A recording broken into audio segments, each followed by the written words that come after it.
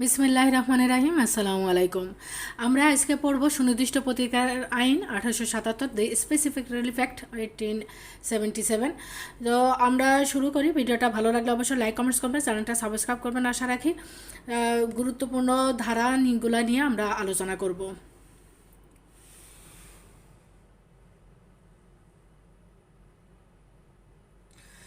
তো প্রাথমিক আলোচনায় দেখা যাক কি আছে আমাদের সুনির্দিষ্ট প্রতিকার আইন সম্পর্কে। ইতিহাস সংক্ষিপ্ত। দেওয়ানি মামলায় অর্জনযোগ্য কতিপয় সুনির্দিষ্ট প্রতিকার সংক্রান্ত আইনের সংজ্ঞা নিরূপণ এবং সংশোধনের উদ্দেশ্যে 1877 সালে সুনির্দিষ্ট প্রতিকার আইন প্রণীত হয়েছে। সুনির্দিষ্ট প্রতিকার ন্যায়পরায়ণতা বা ইকুইটির উপর নির্ভরশীল হলেও বর্তমানে বিধিবদ্ধ আকারে প্রণীত হয়েছে। এটি একটি তত্ত্বগত বা মূল আইন, সাবস্টেন্টিভ ল। এই আইনটি সমগ্র বাংলাদেশে প্রযোজ্য। ডক্টর হোয়াইটলি স্টোকস সুনির্দিষ্ট প্রতিকার আইনের খসড়া প্রণয়ন করেন। সুনির্দিষ্ট প্রতিকার আইন 1877 সালের 7ই ফেব্রুয়ারি গৃহীত হয় এবং 1877 সালের 1 মে থেকে কার্যকর বা বলবৎ হয়। সুনির্দিষ্ট প্রতিকার আইন 1877 সালের 1 নম্বর আইন। সর্বশেষ 2004 সালের 27 নম্বর আইন দ্বারা সুনির্দিষ্ট প্রতিকার আইন সংশোধন করে 21 ক ধারা সংযোজন করা হয়। তবে 2004 সালের সংশোধনটি কার্যকর হয়েছিল 1 জুলাই 2005 থেকে।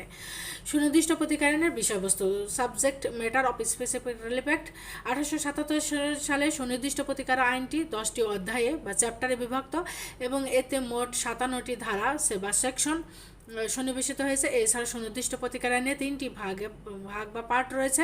নিম্নে সুনির্দিষ্ট প্রতিকার আইনের একটি চিত্র সংক্ষিপ্ত পরিসরে তুলে ধরা হলো। আমরা চ্যাপ্টার 1-এ দেখব সম্পত্তির দখল পুনরুদ্ধার, রিকভারিং পজিশন অফ প্রপার্টি, 8 থেকে 11 সেকশন। তারপরে চ্যাপ্টার 2-তে আছে চুক্তি সুনির্দিষ্ট কার্য সম্পাদন, স্পেসিফিক পারফরমেন্স অফ কন্ডাক্ট, 12 থেকে 30 ধারা। চ্যাপ্টার 3-তে আছে দলিল সংশোধন, রেকটিফিকেশন অফ ইনস্ট্রুমেন্টস, আছে 31 থেকে 34 ধারা। চ্যাপ্টার 4-এ আছে চুক্তি রদ, রেক্সিশন অফ এ কন্ট্রাক্ট, আছে 35 থেকে 38। তারপরে দলিল বাতিল, ক্যান্সেলেশন অফ ইনস্ট্রুমেন্ট, আছে 39 থেকে 41। ঘোষণামূলক ডিক্রি 6 নম্বর অধ্যায়ে আছে, চ্যাপ্টার 6 আছে ঘোষণামূলক ডিগ্রি 42 থেকে 43 ধারা। তারপরে চ্যাপ্টার 7-এ আছে তত্ত্বাবধায়ক নিয়োগ, অ্যাপয়েন্টমেন্ট অফ রিসিভার, 44 অনুচ্ছেদ বা 44 ধারা। তারপরে চ্যাপ্টার 8 হচ্ছে বিলুপ্ত করা হয়েছে, 45 থেকে 51 ধারা বিলুপ্ত করা হয়েছে। তারপরে চ্যাপ্টার 9-এ আছে সাধারণভাবে নিষেধাজ্ঞা, ইনজাংশন জেনারেলি, 52 থেকে 53। এবং চ্যাপ্টার 10-এ আছে চিরস্থায়ী নিষেধাজ্ঞা, পারপিচুয়াল ইনজাংশন, 54 থেকে 57 ধারা। সুতরাং সুনির্দিষ্ট প্রতিকার আইনে মোট ধারা 57টি, মোট অধ্যায় 10টি, মোট খণ্ড বা ভাগ আছে 3টি। সুনির্দিষ্ট প্রতিকার আইনের 2 নম্বর ধারাটি বাতিল, রিপিল করা হয়েছে। সুনির্দিষ্ট প্রতিকার আইনের 45 থেকে 51 ধারা বিলুপ্ত বা অমিটেড করা হয়েছে। সুনির্দিষ্ট প্রতিকার আইনের সংজ্ঞাসমূহ, definition under specific relief act, ধারা 3-এ ব্যাখ্যা অনুচ্ছেদ, ইন্টারপ্রিটেশন ক্লজ। সুনির্দিষ্ট প্রতিকার আইনে 3 ধারা কতিপয় শব্দের ব্যাখ্যা রয়েছে। বাধ্যবাধকতা, অব্লিগেশন। বাধ্যবাধকতা বলতে আইন দ্বারা বলবৎযোগ্য প্রতিটি কর্তব্যকে বোঝায়। তারপরে বাধ্যবাধকতা সাধারণত চুক্তি হতে সৃষ্টি হয়, যেমন খলিল সাহেবের সাথে এই শর্তে চুক্তি করলেন যে জলিল সাহেবকে খলিল সাহেব 10,000 টাকার বিনিময়ে নাহার প্লাজার একটি দোকান ভাড়া দিবে। এই চুক্তি স্বাক্ষরিত হওয়ার পর খলিল সাহেব জলিল সাহেবকে উক্ত দোকান প্রদান করতে বাধ্য। এছাড়া বাধ্যবাধকতা আইন হতেও সৃষ্টি হয়, যেমন শাকিল ও মালা 2 ভাই বোন। শাকিল অবৈধ ক্ষমতা বলে ওয়ারিশ হতে প্রাপ্ত সম্পত্তি হতে মালাকে তার প্রাপ্য অংশ দিতে অস্বীকার করে। এক্ষেত্রে মালা মোকদ্দমা করে তার প্রাপ্য অংশ নিতে পারবে এবং শাকিল ও মালার অংশ দিতে আইনত বাধ্য। এই বাধ্যবাধকতা আইন হতে সৃষ্ট। জিম্মাদার, ট্রাস্টি, যে ব্যক্তির উপর সুস্পষ্টভাবে অথবা আনুমানিকভাবে বিশ্বাসপূর্বক কোনো কিছু ন্যস্ত হয় তাকে জিম্মাদার বা ট্রাস্টি বলে। যেমন ক্ষয়ের ব্যাংকার হিসেবে তার নিজস্ব উদ্দেশ্য হাসিলের জন্য ক্ষয়ের অ্যাকাউন্টের তথ্য ফাঁস করে দেয়। উক্ত ফাঁসের ফলে যে সুবিধা লাভ করেছে সেটুকুর জন্য সুনির্দিষ্ট প্রতিকার আইন অনুসারে ক্ষয়ের জিম্মাদার বলে গণ্য হবে। উদাহরণ, ককে এই শর্তে জমি দান করলো যে জীবিত থাকা পর্যন্ত তার বাৎসরিক 1,000 টাকা বৃত্তি দিবে। এই দান গ্রহণ করলো, এক্ষেত্রে এই আইন অনুসারে উক্ত বার্ষিক বৃত্তির সীমা পর্যন্ত ক্ষয়ের জিম্মাদার বলে গণ্য হবে।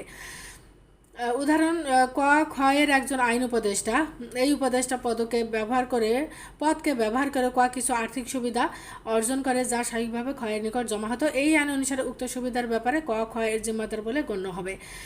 উদাহরণ খ ইতিপূর্বে যে জমি ক্রয়ের জন্য চুক্তিবদ্ধ হয়েছে সে কথা জানার পরও ক ওই জমি ক্রয় করে এই আইনের বিধান অনুসারে উক্তরূপে কেনা জমির ব্যাপারে ক খ এর জিম্মাদার বলে গণ্য হবে।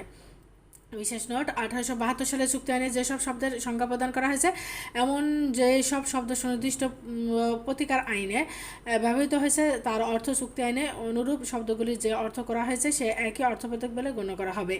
সুনির্দিষ্ট প্রতিকার আইনে অপ্রযোজ্যতা, ধারা 4 কোন ক্ষেত্রে সুনির্দিষ্ট প্রতিকার আইন প্রযোজ্য হবে না? চুক্তি নাই এমন করে অঙ্গীকারের অধীন প্রতিকার এবং 1908 সালের রেজিস্ট্রেশন আইনের ক্ষেত্রে সুনির্দিষ্ট প্রতিকার আইন প্রযোজ্য হবে না। ধারা 7 হচ্ছে দণ্ডমূলক আইনের ক্ষেত্রে সুনির্দিষ্ট প্রতিকার আইনের প্রয়োগ। সুনির্দিষ্ট প্রতিকার আইনের 7 ধারার মধ্যে দণ্ডমূলক আইন বা পেনাল লজ বলবৎ বা কার্যকর ক্ষেত্রে সুনির্দিষ্ট প্রতিকার আইন প্রযোজ্য নয়, অর্থাৎ দণ্ডমূলক আইনের বা পেনাল লজের ক্ষেত্রে সুনির্দিষ্ট প্রতিকার আইন প্রযোজ্য নয়। সুনির্দিষ্ট প্রতিকার স্পেসিফিক রিলিফ অ্যাক্ট কি? তো সুনির্দিষ্ট প্রতিকার বা স্পেসিফিক রিলিফ বলতে ওই সকল প্রতিকারকে বোঝায় যা কোনো ক্ষতিগ্রস্ত পক্ষ 1877 সালের সুনির্দিষ্ট প্রতিকার আইনের বিধান অনুযায়ী সুনির্দিষ্টভাবে পাওয়ার অধিকারী। কোনো ধরনের মামলায় কী প্রতিকার পাওয়া যাবে সুনির্দিষ্ট প্রতিকার আইনে তা সুনির্দিষ্টভাবে লিপিবদ্ধ হয়েছে বলে এই আইনের নাম সুনির্দিষ্ট প্রতিকার আইন রাখা হয়েছে। আর্থিক ক্ষতিপূরণ অনেক ক্ষেত্রে অপর্যাপ্ত ও অনাকাঙ্ক্ষিত প্রতিকার হিসেবে প্রতীয়মান হতে পারে। এক্ষেত্রে আদালত সংশ্লিষ্ট ব্যক্তিকে সুনির্দিষ্টভাবে কাজ করার নির্দেশ যে প্রতিকার মঞ্জুর করে তাকে সুনির্দিষ্ট প্রতিকার বলে। অর্থাৎ সুনির্দিষ্ট প্রতিকার বলতে একটি বিশেষ ধরনের আইনগত প্রতিকারকে বোঝায় যা অন্যান্য প্রতিকার থেকে ভিন্ন। ধারা 5 হচ্ছে সুনির্দিষ্ট প্রতিকার দেওয়ার পদ্ধতি। সুনির্দিষ্ট প্রতিকার আইনের 5 ধারা অনুযায়ী নিম্নলিখিত 5টি উপায়ে সুনির্দিষ্ট প্রতিকার প্রদান করা হয়, যথা স্থাবর অস্থাবর সম্পত্তির দখল পুনরুদ্ধার ও অর্পণ ধারা 8 থেকে 11। যা করার ব্যাপারে তার বাধ্যবাধকতা রয়েছে এক পক্ষকে তেমন কাজ করার আদেশ অর্থাৎ চুক্তি অনুযায়ী সুনির্দিষ্ট কার্য সম্পাদন ধারা 12 থেকে 30 বা 55 এই ধারাগুলো আলোচনা করা হয়েছে। কোনো পক্ষকে কোনো কাজ হতে বিরত রাখা বা প্রতিরোধমূলক প্রতিকার ধারা 52 থেকে 54, 57 ধারা ক্ষতিপূরণ ব্যতীত পক্ষসমূহের অধিকার নির্ণয় এবং ঘোষণা অর্থাৎ দলিল সংশোধন, বাতিল, রদ এবং ঘোষণামূলক ডিক্রি, রিসিভার বা তত্ত্বাবধায়ক নিয়োগ ধারা 44। সুতরাং সুনির্দিষ্ট প্রতিকার আইনের 5 ধারার মধ্যে সুনির্দিষ্ট প্রতিকার আইনের অধীন মোট 5 প্রকার সুনির্দিষ্ট প্রতিকার প্রদান করা হয়, যার মধ্যে 4টি আদেশাত্মক প্রতিকার এবং 1টি নিষেধাত্মক বা নিরোধমূলক বা প্রতিরোধমূলক প্রতিকার। 5 ধারা ক, খ, ঘ এবং অঙ্গ অনুচ্ছেদের 4টি প্রতিকার হলো আদেশাত্মক প্রতিকার। অন্যদিকে 5 ধারা গ অনুচ্ছেদের প্রতিকারটি নিরোধমূলক বা প্রতিরোধমূলক প্রতিকার। সুনির্দিষ্ট প্রতিকার আইনের 5 ঘ ধারার বিধান অনুযায়ী আদালত ক্ষতিপূরণ ব্যতীত অন্য কোনোভাবে পক্ষসমূহের অধিকার নির্ধারণ এবং ঘোষণার মাধ্যমে সুনির্দিষ্ট প্রতিকার দিতে পারে, অর্থাৎ ক্ষতিপূরণ প্রদানের মাধ্যমে আদালত সুনির্দিষ্ট প্রতিকার মঞ্জুর করতে পারে না। সুতরাং আর্থিক ক্ষতিপূরণ সুনির্দিষ্ট প্রতিকার নয়। ধারা 6 হচ্ছে প্রতিরোধমূলক প্রতিকার। সুনির্দিষ্ট প্রতিকার আইনের 6 ধারা প্রতিরোধমূলক প্রতিকার বা প্রিভেন্টিভ রিলিফের সংজ্ঞা রয়েছে। সুনির্দিষ্ট প্রতিকার আইনের 5 ধারা গ অনুচ্ছেদের অধীন যে সুনির্দিষ্ট প্রতিকার মঞ্জুর করা হয় তাকে নিরোধমূলক বা প্রতিরোধমূলক প্রতিকার বলে, অর্থাৎ যা না করার ব্যাপারে বাধ্যবাধকতা রয়েছে, যেমন কোনো কাজ করা হতে বিরত থাকার আদেশ প্রদানই হলো প্রতিরোধমূলক প্রতিকার। সাধারণত নিষেধাজ্ঞার মাধ্যমে প্রতিরোধমূলক প্রতিকার প্রদান করা হলেও সকল প্রকার নিষেধাজ্ঞা প্রতিরোধমূলক প্রতিকার নয়, যেমন অস্থায়ী নিষেধাজ্ঞা, চিরস্থায়ী নিষেধাজ্ঞা, অন্তর্বর্তীকালীন নিষেধাজ্ঞা ইত্যাদি। প্রতিরোধমূলক প্রতিকার হলো বাধ্যতামূলক নিষেধাজ্ঞা হলো আদেশাত্মক প্রতিকার, অর্থাৎ বাধ্যতামূলক নিষেধাজ্ঞা ছাড়া সকল ধরনের নিষেধাজ্ঞা হলো নিরোধমূলক বা প্রতিরোধমূলক প্রতিকার। সুনির্দিষ্ট প্রতিকার আইনের আদেশাত্মক এবং নিরোধমূলক আদেশাত্মকগুলো হচ্ছে দখল, উদ্ধার ও অর্পণ, সুনির্দিষ্ট কার্য সম্পাদন, অধিকার নির্ণয় এবং ঘোষণা, রিসিভার নিয়োগ। আর নিরোধমূলক হচ্ছে কোনো পক্ষকে কোনো কাজ হতে বিরত রাখা। সুনির্দিষ্ট প্রতিকার প্রদানের ক্ষেত্রে আদালতের বিবেচনামূলক ক্ষমতার প্রয়োগ। বিবেচনামূলক ক্ষমতা বা ডিসক্রিশনারি পাওয়ার বলতে আদালতের এমন অবস্থাকে বোঝায় যা আদালত তার ইচ্ছা অনুযায়ী প্রয়োগ করতে পারে এবং এই ক্ষেত্রে কোনো আদেশ প্রদান করতে আদালত বাধ্য না, অর্থাৎ আদালত সন্তুষ্ট হলে কোনো আদেশ প্রদান করতে পারে আবার নাও করতে পারে। বিচারকের বিবেচনামূলক ক্ষমতা অবশ্যই আইন ও ন্যায়সঙ্গতভাবে নিজের অধিকারের সীমার মধ্যে থেকে প্রয়োগ করতে হবে।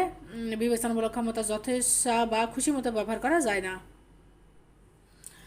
যে সকল সুনির্দিষ্ট প্রতিকার প্রদানের ক্ষেত্রে আদালত বিবেচনামূলক ক্ষমতা প্রয়োগ করতে পারে, আদালত নিম্নলিখিত সুনির্দিষ্ট প্রতিকার প্রদানের ক্ষেত্রে বিবেচনামূলক ক্ষমতা প্রয়োগ করতে পারে, যথা চুক্তি সুনির্দিষ্ট কার্য সম্পাদন ধারা 12, দলিল সংশোধন বাতিল এবং রদ ধারা 31 থেকে 39, ঘোষণামূলক ডিক্রি বা ঘোষণামূলক প্রতিকার ধারা 42 থেকে 43, রিসিভার বা তত্ত্বাবধায়ক নিয়োগ ধারা 44, প্রতিরোধমূলক প্রতিকার ধারা 52, অস্থায়ী নিষেধাজ্ঞা, চিরস্থায়ী নিষেধাজ্ঞা বা বাধ্যতামূলক নিষেধাজ্ঞা ধারা 53 থেকে 55 প্রদানের ক্ষেত্রে আদালত বিবেচনামূলক ক্ষমতা প্রয়োগ করতে পারে। যে সকল চুক্তি সুনির্দিষ্ট প্রতিকার প্রদানের ক্ষেত্রে আদালত বিবেচনামূলক ক্ষমতা প্রয়োগ করতে পারে না, আদালত নিম্নলিখিত সুনির্দিষ্ট প্রতিকার প্রদানের ক্ষেত্রে বিবেচনামূলক ক্ষমতা প্রয়োগ করতে পারে না, যথা সুনির্দিষ্ট স্থাবর সম্পত্তি পুনরুদ্ধার ধারা 8, স্থাবর সম্পত্তি দখল পুনরুদ্ধার ধারা 9। যেহেতু সুনির্দিষ্ট প্রতিকারের 8 ও 9 ধারা আওতায় প্রতিকারগুলো পক্ষগণের অধিকার, তাই 8 ও 9 ধারা আওতায় স্থাবর অস্থাবর সম্পত্তির দখল পুনরুদ্ধার অর্পণের ক্ষেত্রে আদালত বিবেচনামূলক ক্ষমতা প্রয়োগ করতে পারে না। উপরের আলোচনা থেকে বলা যায় সুনির্দিষ্ট প্রতিকারের 8 ও 9 ধারা আওতায় স্থাবর অস্থাবর সম্পত্তির দখল পুনরুদ্ধার ও অর্পণের ক্ষেত্র ব্যতীত সুনির্দিষ্ট প্রতিকারের আওতায় অন্যান্য প্রতিকারের ক্ষেত্রে আদালত বিবেচনামূলক ক্ষমতা প্রয়োগ করতে পারে। তো আজকে এই ছিল আমাদের আলোচনা। আমরা আজকে প্রাথমিক আলোচনা করলাম মূলত ধারা হচ্ছে 1 থেকে 5-6 পর্যন্ত। তো ভিডিওটা ভালো লাগলে অবশ্যই লাইক কমেন্টস করবেন, চ্যানেলটা সাবস্ক্রাইব করবেন। আশা রাখি ভালো থাকুন, সুস্থ থাকুন। আসসালামু আলাইকুম, আল্লাহ হাফেজ।